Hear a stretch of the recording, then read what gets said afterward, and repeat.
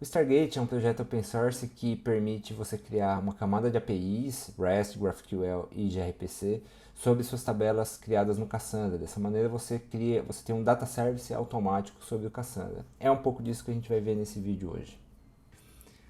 A ideia do Stargate é simplificar o desenvolvimento das aplicações, dado que uma boa parte das operações que a gente faz ali, que uma aplicação faz com o seu banco de dados, são seleções, inserções, atualizações ou exclusões de dados muito simples. Então o Stargate simplifica bastante isso e faz com que você tenha esses endpoints sem precisar desenvolver nenhuma linha de código.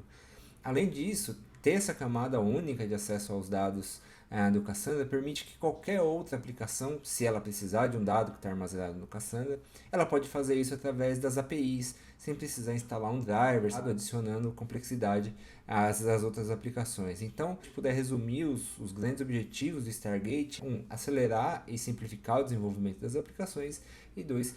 Eliminar os silos de dados, democratizando o acesso aos dados de uma determinada aplicação. Então, a primeira coisa que a gente vai fazer aqui no Astra é criar uma tabela para a gente começar a interagir com ela, tá? Então eu vou entrar aqui no Astra, vou escolher um Keyspace, vou usar esse Keyspace da Netflix, é um workshop que eu apresentei um tempos atrás, vou deixar o link aqui na descrição.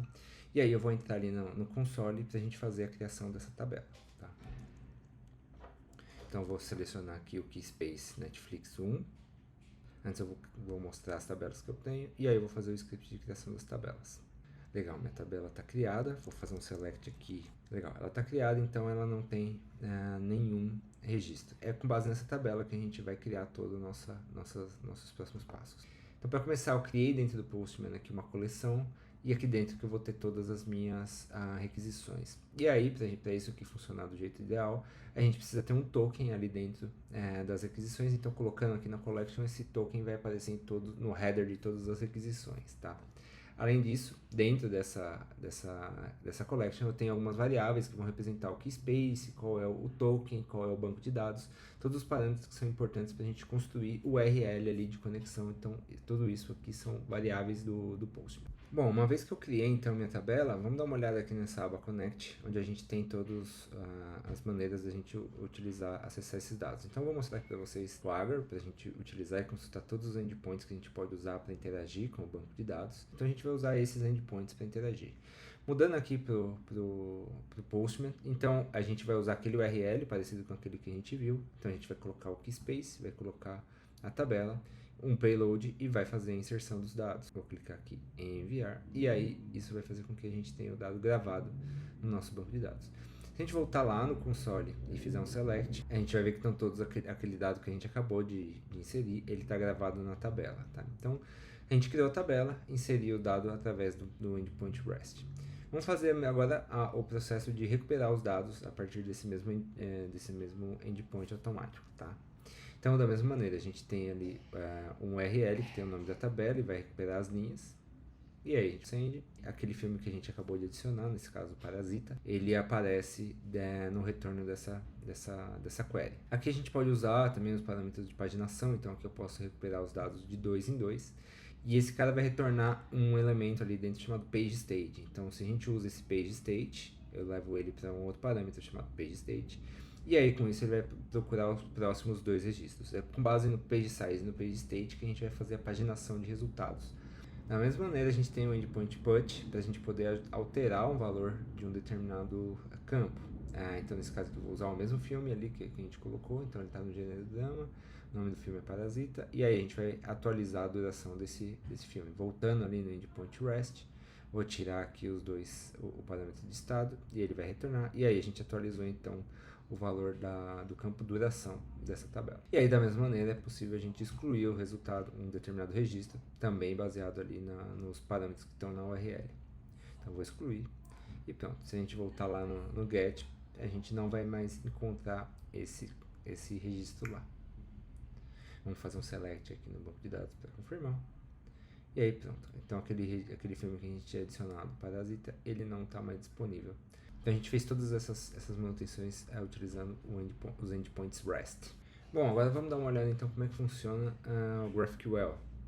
Então o que a gente vai fazer aqui é uma mutation para inserir alguns filmes nessa base de dados da Netflix. tá? Então aqui eu vou inserir dentro de uma tabela Moves by January e eu vou colocar aqui todo o conteúdo dessas tabelas. Então eu vou fazer, uma vez que eu criei a tabela, basta eu inserir esse dado aqui via Postman e aí esses dados estão todos criados lá no banco de dados, tá?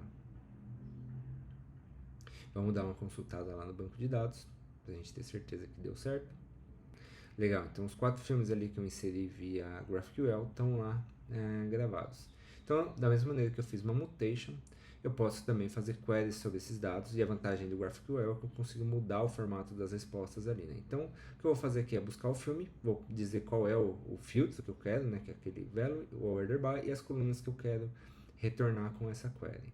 Bom, com isso, ele me retornou os 4 filmes que a gente acabou de inserir no passo anterior.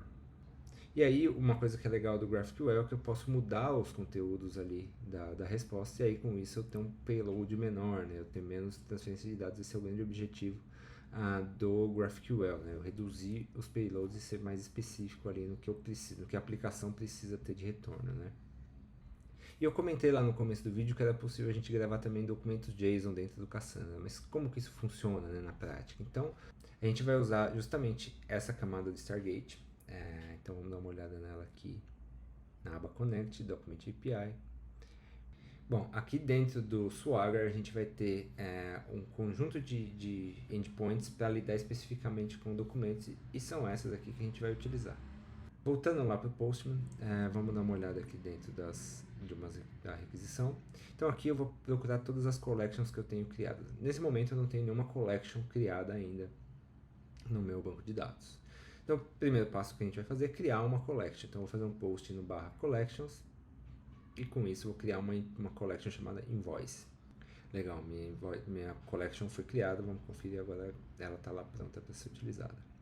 Se a gente der uma olhada lá no banco de dados e a gente mostrar as tabelas que estão criadas, agora a gente vai ver essa tabela de invoices criada lá. Mas a gente vai ver que ela tem um formato bem específico, um formato diferente. E é um formato específico que o Stargate gerencia para a gente não precisar se preocupar com isso. Então vamos lá, já que eu tenho agora a minha collection, eu vou inserir uma invoice qualquer aqui, um elemento JSON com qualquer estrutura, não define nenhum formato. Então o documento JSON, eu vou fazer basicamente um post para esse cara, e ele vai me retornar um document ID, que é o ID desse documento dentro do Cassandra. Da mesma maneira, se eu tenho esse ID, eu posso colocar ele no meu URL, e aí eu recupero esse documento JSON sem eu precisar criar nenhuma tabela ou criar nada específico para isso. Ele vai funcionar da mesma maneira que ele funciona com outras linguagens.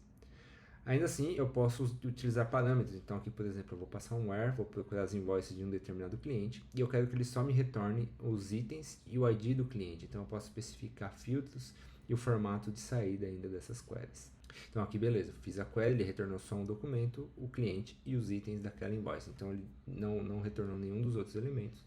E é dessa maneira que a gente armazena os documentos JSON dentro do Cassandra, tá? Então é isso, a gente viu aqui 3 maneiras de interagir com o banco de dados com o Cassandra sem precisar escrever selects, basicamente usando ele como um data service. Bom, tem uma pergunta, tem algum comentário, deixa aqui na descrição do vídeo e a gente se vê na próxima. Valeu!